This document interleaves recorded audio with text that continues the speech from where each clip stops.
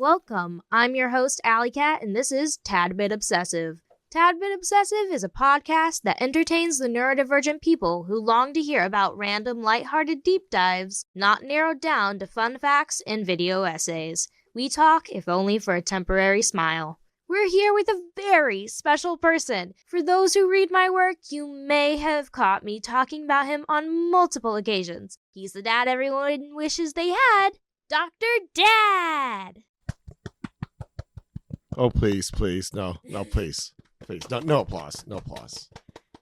And I am going to quiz or interview Dr. Dad about one of his favorite interests, Tolkien. Now, there is much to say about the books. I don't know much about them other than the things that I have been told numerous times on reoccurring occasions of fun facts like Ariandel.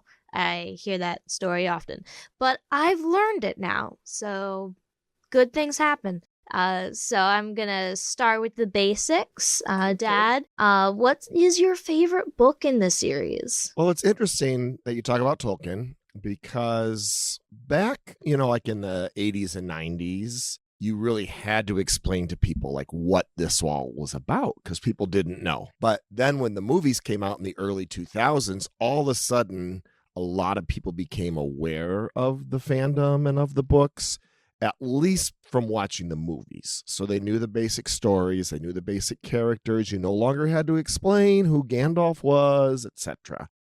So it has changed quite a bit, when you talk about that from what it used to be, because it's so much a part of pop culture. And back before that, it was really only part of nerd culture. So we talk about your favorite book. So we are talking specifically about The Lord of the Rings. Tolkien wrote other books, mostly within Middle-earth, but there are a few things he wrote, short stories outside of Middle-earth. And then The Lord of the Rings, as Tolkien saw it, was a single book. We know it as a trilogy. Okay. But he saw it as a single book. Question. Go. I have held one of Tolkien's books before. I think I was in sixth or seventh grade. Couldn't sleep. I said, what's something that will put me to sleep? You gave me this giant book, 700 maybe more pages? Yeah, more. More pages, because... About 1,500. Yeah, I was going to say, because Breaking Dawn is 500 pages, and it was definitely more than 500 pages. But I think I only got through the first page, and I was like, no. The first 100 pages of The Fellowship of the Ring tends to be fairly slow, and a lot of people don't make it through those 100 pages. So that was why I suggested it. Was that big book the 3 books in one? Yes. So that was the entire, and I have 2 different copies of that. And then as well, I have, as the trilogy. Tolkien saw it as a one big book. And then the book or the novel was broken into 6 separate books. Okay. So when you ask a Tolkien fan, what is your favorite book? They will often say, well, book 5. So book 5 is the first part of the Return of the King. And it's the time period when Frodo and Sam and, Gollum is kind of stalking them, but it's when they're traveling across Mordor. And there's just some great monologue in there and conversation and description. And I've read the stories over 7 times now, but when I get to that part of the trilogy, I cannot put it down. It's so exciting. The action picks up, or is it more the suspense builds? The suspense, the sense that impending doom. But doom within Tolkien is the concept of a choice that needs to be made. So when they talk about, Mount Doom, right? The concept there is that, you come to this point and you have to make a choice. So probably a spoiler alert, whether or not to destroy the ring. Yeah, I think that's a really great idea of a conflict, because it's a combination of, as someone who knows nothing, combination of man versus world and man versus self. Because I feel like an underrated thing in fiction is of conflict being making a choice. Because in real life, we face that reality over and over and over again. And it can be the scariest things sometimes, making a choice, especially when it affects so many people. So I feel like that's really unique to just see that must be hundreds of pages, just leading up to, okay, there's going to be a big thing, and that big thing is putting on your big boy pants and making a decision. Your big hobbit pants? Your big hobbit pants.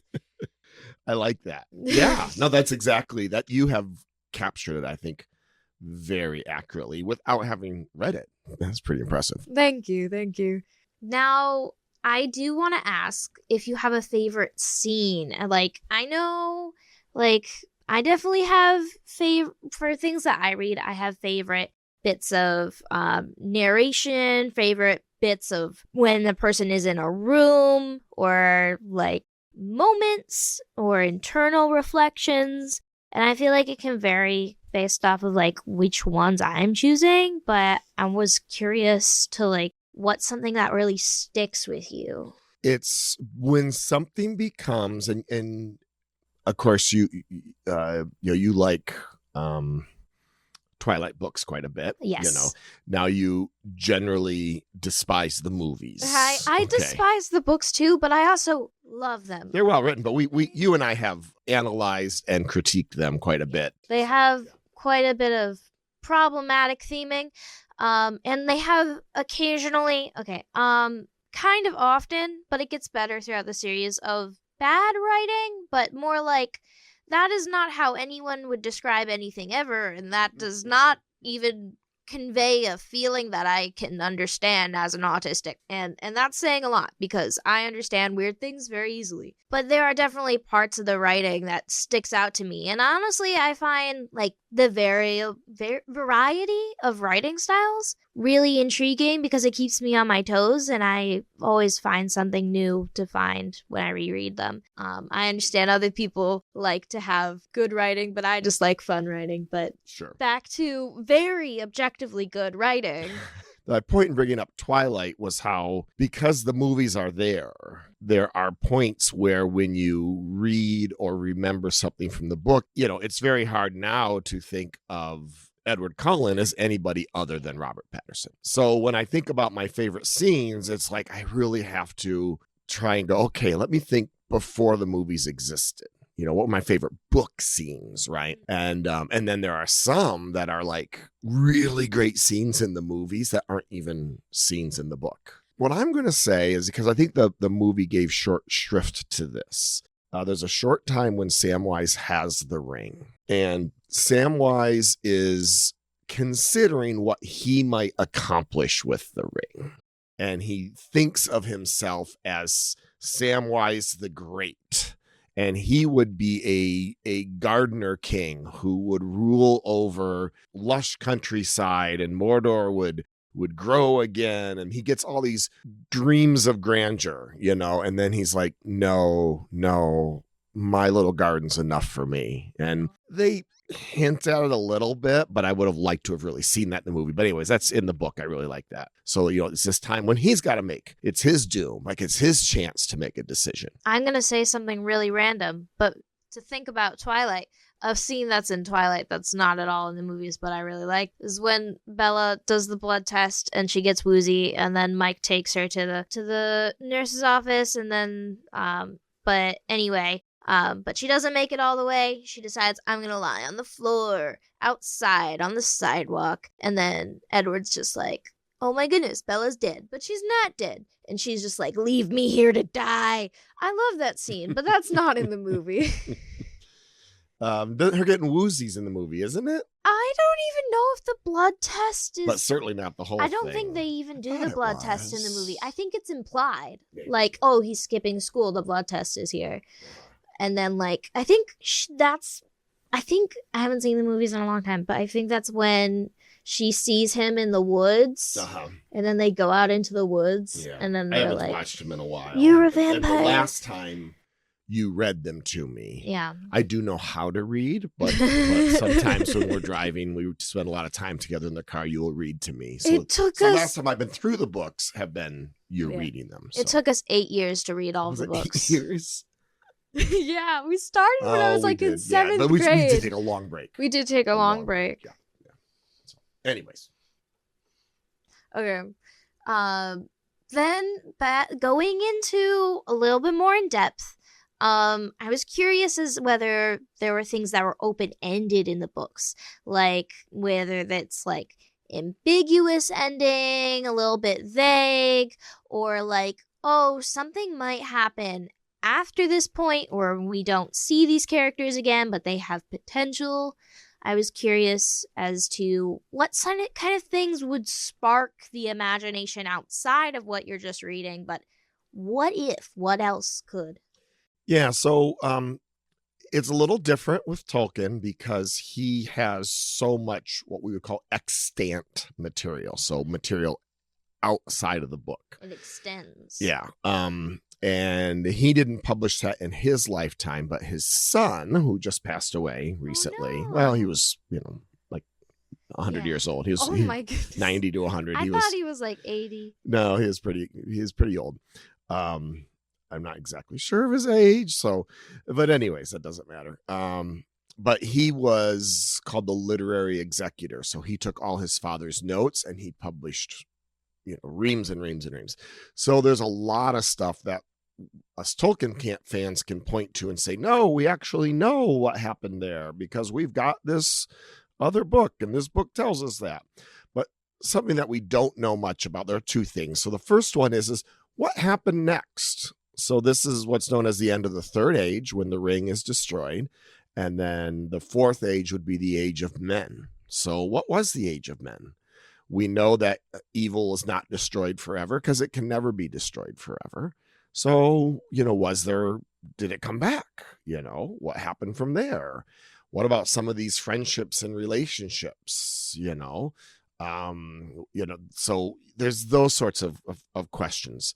Interestingly, I just learned this in the last year. Tolkien started a sequel, but he only got a short bit, like 15 pages into it, and then abandoned it. But he actually started a sequel, and then he went back to rewriting The Hobbit in more of the style that The Lord of the Rings is written in. It's less of a children's book. So that's something that we, is kind of interesting to think about.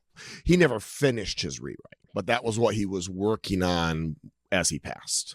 That's a whole other story because the number of times that Tolkien started and stopped and rewrote, and he would write in pencil and then he would write over it in pen.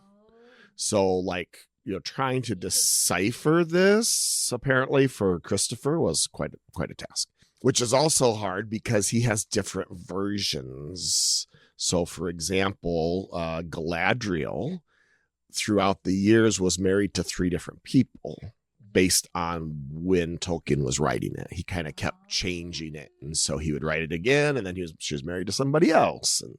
Or was he just changing the name of the person that she was married to? Who knows? But anyways, who knows? There's a combination of what we would call canon, which you understand this term. Yeah, you talk. So what is canon within Tolkien? And then what is this other stuff that even Tolkien was kind of wondering about and thinking about? Like, I'm just comparing because that's how I do conversation. Anyway, but with My Hero Academia, there's the main series, and then there's the Vigilantes series, which has a few of the same characters, but it focuses on a completely different task. It's kind of in the same universe, but they don't really interact much. So it's like, okay, are you taking that as part of canon? Is that a separate work? But yeah, I can see that dualism, where you have two things coexist, where something is both happy and sad. They're both at the same time. It's both real and not real, and you just kind of have to coexist that they exist at the same time, even though they shouldn't. So Schrodinger's Middle Earth. I was thinking of Schrodinger's. Yeah. Is does Queen Beruthiel have cats or not? Sorry, that's a deep dive. Does he? Queen Beruthiel does have a cat. Awesome. Yeah. Does the cat have a name? No. Oh. But Queen Veruthy will end up disappearing in the lore. So, anyways. If I ever wrote a Lord of the Rings fan fiction, first thing I do is give that cat a name. Yeah. Anyways. The next thing, diving deeper into fandom culture, are there any popular fan theories or speculations that seem to be roaming about the community? So there's a favorite one about a figure called Tom Bombadil. And Tom Bombadil has never made it into any of the movies, any of the cartoons, anything, because he's a very confusing figure. So Tom Bombadil comes into the story, just real quick for those who've seen the movies. It's after they've left Crick Hollow, which in the movies would be when they cross the river. People will remember that early in the movie, first movie. They leave Crick Hollow and they take a shortcut through the old forest because they also want to stay off the roads. So it's between Crick Hollow and Bree. They go through the old forest and Old Man Willow swallows them up. Now, they took that and put it in Fanghorn in the movies. Is Old Willow a tree? Tree, yeah. Okay. Yeah. And then Tom Bombadil comes along and releases them. And you're like, who is this guy living in the old forest? Well, Tom Bombadil, sings in rhyme. Okay. Like, does he also speak in rhyme? Yeah, I saw. Well, yeah, he does like a sing song. Okay. And he uses a iambic pentameter, like a particular type of rhyming scheme, and not only rhyming scheme, but also how the syllables go. Oh, da, da, da, da, da, da, like that sort of thing. Like getting each line that had if Yes. it's AB, then it's also 5757. Yeah, that sort of thing. Right. Yep. And I don't remember which it is. I'd have to go back and look. But yeah, so he speaks somewhat in riddles, but we know that he's the oldest. He's the first thing in Middle Earth. He's married to the river daughter. When you look into it a little bit more, it would appear that he's probably married to an actual dryad, which is a spirit from the water. So from what I remember, but also I have a really bad memory. Like the beginning, like before there was light, there was like this tree, but also this spider, and the tree created all of the light, but then like the tree died, and then there was a spider. There were two trees. And Ungoliant, the spider, came and sucked the life out of the tree. Okay, yeah. So the tree did die, Yep. and the tree did supply light, and there is a spider. Mm-hmm. So that's kind of 3 for 3. Mm-hmm. Yeah, but yeah. That's actually a pretty good memory. Yeah, thank you. So does that mean that Tom Bombadil was alive when there was a spider, or like? According to Tom Bombadil, he predates Ungoliant. He predates everything in Middle Earth. So he lived in darkness, supposedly. Yes. Yeah. Oh wait, didn't elves live in the darkness before the tree? Elves lived between the trees and the sun is when the elves appeared. Okay. So after the time of the trees, but before the sun. No. I would take that back. The elves do remember the trees. No, so the elves lived during the time of the trees. So anyways, yeah, so he's this really old person. Tolkien has the Maiar. And the Maiar would be like the Greek gods. So is Tom Bombadil one of the Maiar? Technically it'd be Maya. Is he a Maya? We don't know. Is he a theophany is a theological term that means an appearance of God. So is he a theophany of God?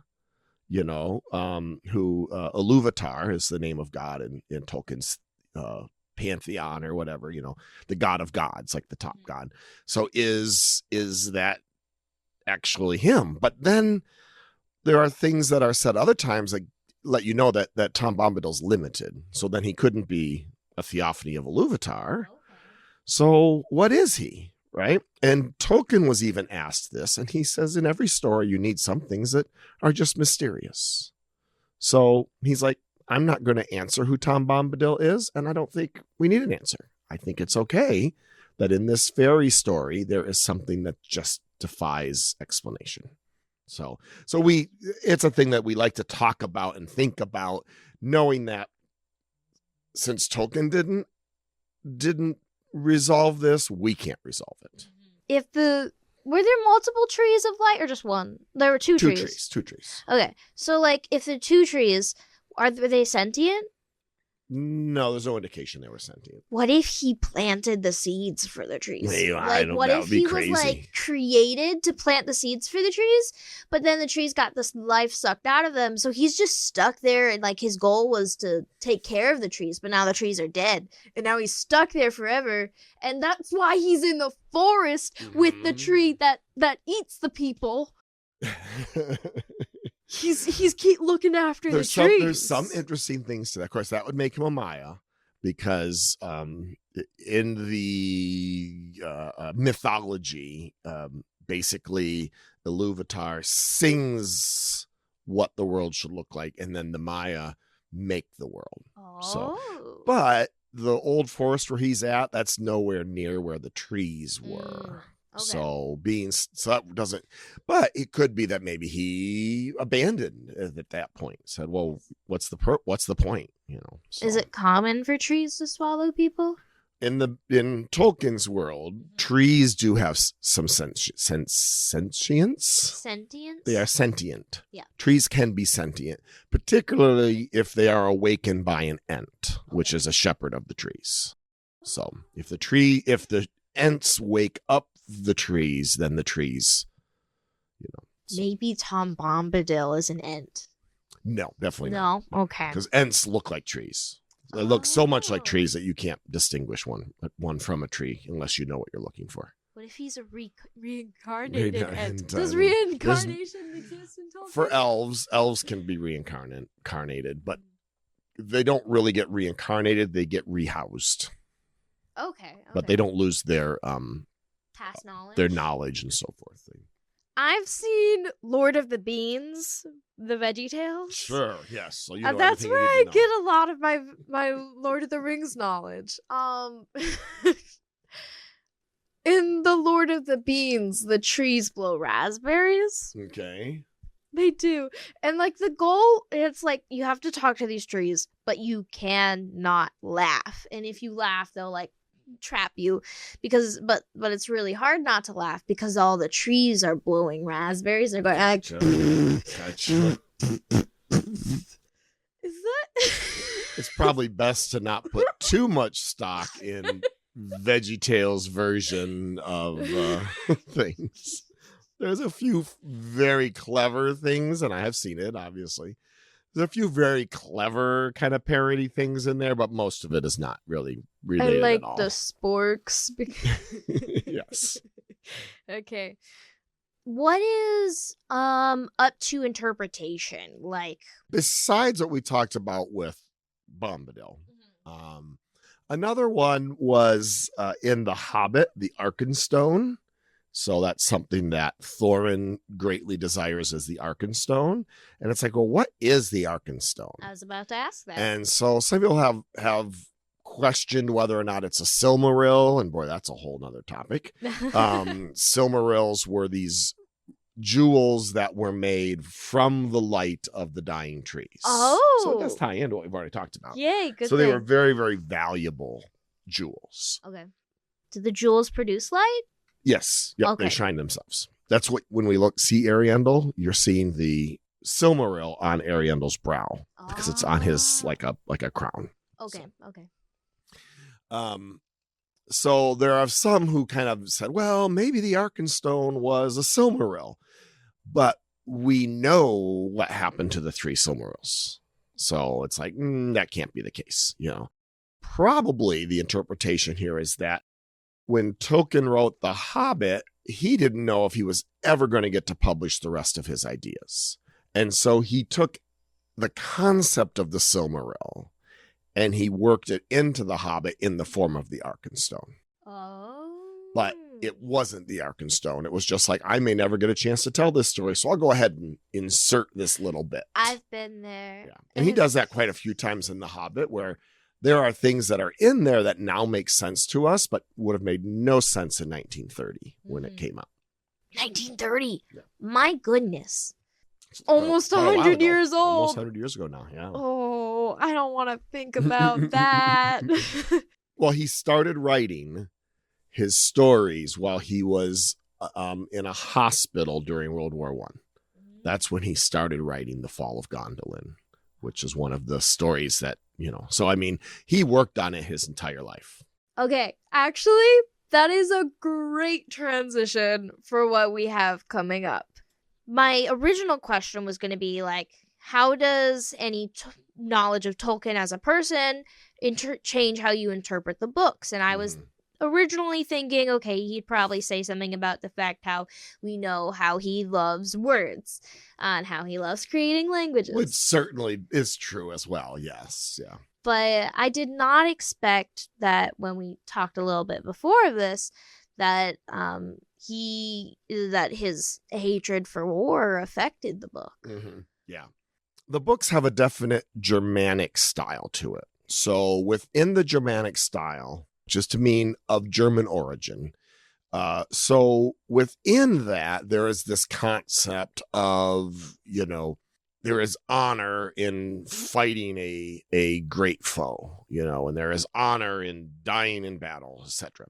But when you really get into it, Tolkien does not love war, and he is very much writing on how it is so destructive and it's so damaging, and understanding more and more about, going through World War I, which was trench warfare, and acres upon acres and miles upon miles of French countryside was just absolutely decimated and destroyed. And there are places in the book where it talks about, coming to a land where just nothing can grow anymore. And there's just pits and mounds. And you definitely get that, if you're like, well, what is he talking about here? Go back and look at some of those pictures and stuff from World War I and just seeing the ground just absolutely destroyed from all the bombs and so forth. So knowing that really, I think, brings about, and there's some other more gruesome things that I won't get into. Thank you. But definitely because it was part of his life, it came out in his writing. When I think about the fact that, what we were talking about earlier about like the suspense building up, the tension building up because you have to make a decision, I had maybe wrongly assumed that maybe because of the movies, and that I know the movies are violent, that all of the action comes from fighting, the same way how, like, for example, Marvel movies are like very fighting based. So my question is, like, does the movie's interpretation of like action being a driving conflict versus internal conflict and decision making, like in the books, and how that compares? Yeah, it's vastly different, which you understand why it has to be, because in movies you have to show rather than tell. Yeah. So one of the great examples, and I'm going off the top of my head, I'll even expand it a little bit from my memory, but the battle at Helm's Deep is like half of the Two Towers, right? I mean, it's an hour long. They move away from it and come back to it. Book, it's half? No, in the movie, okay, it just it's this big, huge, long battle. In the book, it's like a page and a half. Oh wow! It's really short. Okay, so in the Twilight books, in the ending in Breaking Dawn, they have this big fight because they're like, well, we were building up for a vampire war. We have to show a vampire war. Yeah. There's no vampire war. I mean, there's a few before that. Spoiler alert, too late. In the it's been out. But if you haven't read the books, if you've only watched the movies, you didn't know that there's no vampire war in the books. Yeah, in the books, like, they all form up and they're like, are we gonna fight? Are we not gonna fight? And then Alice is like, yo, we don't need to fight. And then they don't fight, and it's cool. They didn't understand that, like, Bella is now gaining her own, like, ability to protect herself. She is now putting her priorities in line, and like every single book before this, she had been striving to protect herself and protect the things she loves, but she had constantly failed over and over again and being defenseless. And then finally she can defend people. And that's a big internal thing. But the movies were like, nah, that's boring. So big fight. Yeah. The movies definitely do focus more on the spectacle, whereas, there's great periods where I wouldn't say nothing happens, but a lot of people feel that way about the books that, nothing's happening. And it's like, no, he's setting the stage. He's letting you know about these characters. He's, letting you get inside of this world, and I think that builds tension. But yeah, so certainly the books are a lot more focused on the battles and the wars. Yeah. You can't really do the anime style of like hearing the protagonist's thoughts, because that would probably jar a lot of people being like, I can now hear thoughts of the characters. That'd probably be weird. And Tolkien actually doesn't do a lot of that. Okay. But a lot of times it's written from a different character's perspective. Yeah, like third person, but the narrator has an internal, sense of. Yeah. So different scenes depend who you're with. It might be, you're kind of seeing it through Sam's eyes, or you're seeing it through Mary's eyes. It's, and there's a podcast that I like. Can I plug a podcast? Oh, totally. So the podcast I like called the Prancing Pony Podcast. I've heard about it many times. And if you are getting into Tolkien and you're like, I want to know more about this stuff he's talking about, I highly recommend Prancing Pony Podcast. So they're the one that really pointed this out to me, that usually Tolkien uses the person who knows the least. Oh. And they're the ones who are asking questions and so forth, so that you are seeing it from the perspective of the person who doesn't know what's going on. And then you're gaining it along with them, which is brilliant. It's like, wow, that's really cool. Honestly, that's my favorite way to do writing. Like, I write a lot of My Hero Academia fan fiction. Mm-hmm. And Shoto Todoroki's not my favorite character, but I write a lot of fics about him because he reads so autistic from me. Even if he's not autistic and you just believe that he's traumatized and sheltered, it still works. He's clueless about the world, doesn't know how to socially interact. He's kind of emotionally stunted. He's definitely repressed. And it's just really great to introduce him to new concepts, because you can get the readers on the same page. Like, if your readers know nothing, well, then they're on the journey with you. Correct. Yeah. Definitely agree. I think it's definitely a powerful way to write. So, behind the scenes stuff. I saw that really funny. So I send my dad all the Lord of the Rings reels I see on Instagram. So now Instagram recommends me a lot of Lord of the Rings stuff. But I saw that prank interview between two of the actors. Yep. It's just like, will you wear wigs? When will you wear wigs? But for me, that makes me understand, okay, these characters really enjoy each other. Like, they have a good camaraderie, and that, like, they were acting in a comfortable setting. In the same way, I was curious whether any stuff that, because Tolkien obviously has so much that he wrote about in different versions of. And I was curious about the things that weren't in the official books, but, the kind of canon, kind of not canon, which changes how the canon is. Because now you have to be like, oh, this implies things. This makes me view it a little different. I can see the intention better. When we talk about canon within Tolkien, and different people can have different opinions on this. So it's not like we're all speaking of one voice. But canon typically would be considered to be The Hobbit, The Lord of the Rings, The Silmarillion, and all the appendices related.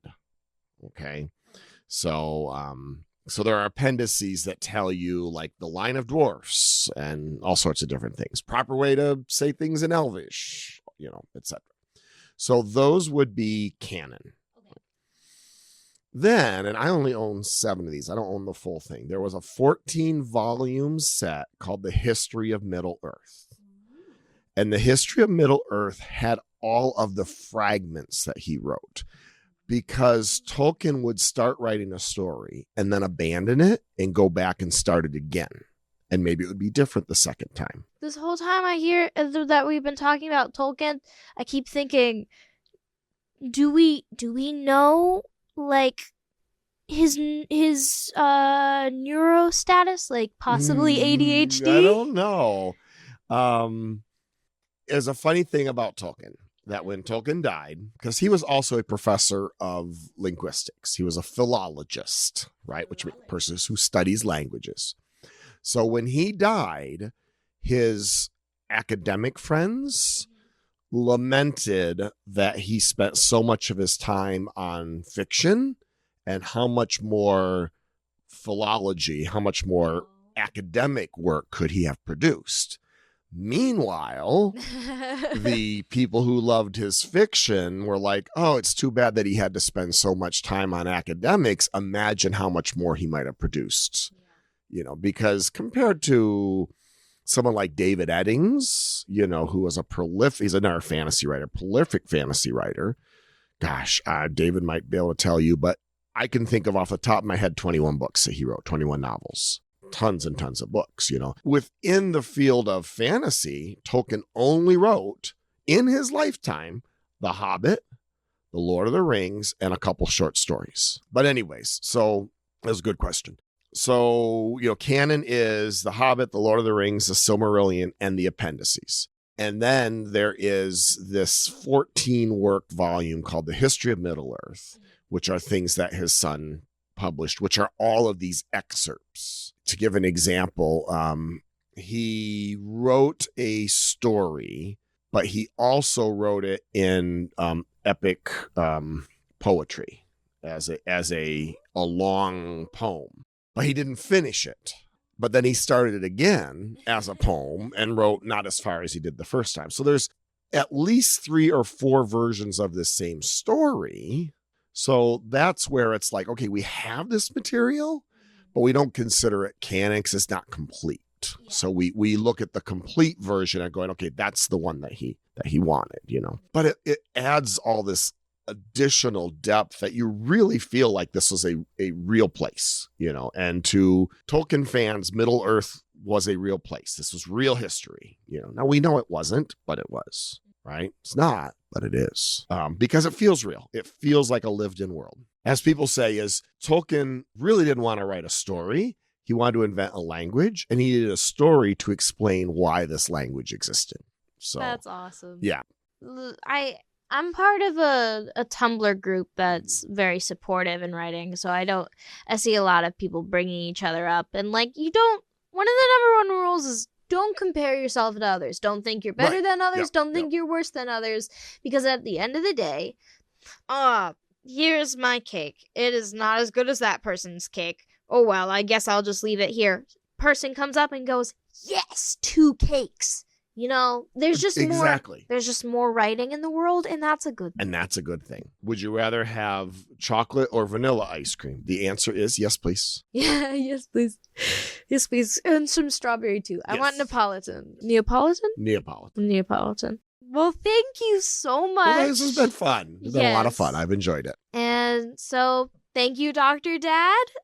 This has been Tad Bit Obsessive, listening to Dr. Dad info dumping about his interest, and me going off topic about talking about my interest, because how can I not? And it is so in depth that you have to be a little bit of neurospicy to enjoy, or at least a big Tolkien fan. Or a bit, can I say it? Tad Bit Obsessive. Or Tad Bit Obsessive. Thank you for listening. Join us for our next episode.